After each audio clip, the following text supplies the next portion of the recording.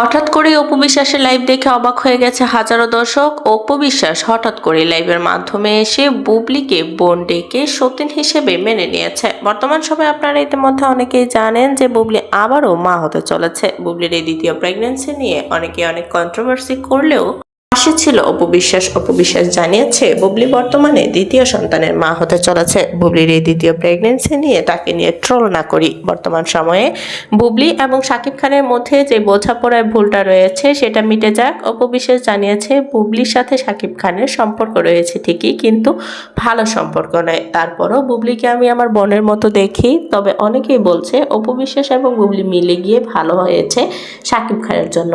বর্তমান সময়ে শাকিব খান বুবলির দ্বিতীয় প্রেগন্যান্সি নিয়ে এখনো পর্যন্ত মুখ খোলেনি। বুবলি দ্বিতীয়বারের মতো মা হতে চলেছে, এটা অনেকেই শুনে অবাক। বুবলির দ্বিতীয় প্রেগন্যান্সিতে বাবাকে সেটা এখনো প্রকাশ করেনি বাংলাদেশের নায়িকা শবনম বুবলি। অনেকেই ধারণা করে নিচ্ছে যে শাকিব খানের হয়তোবা সন্তান।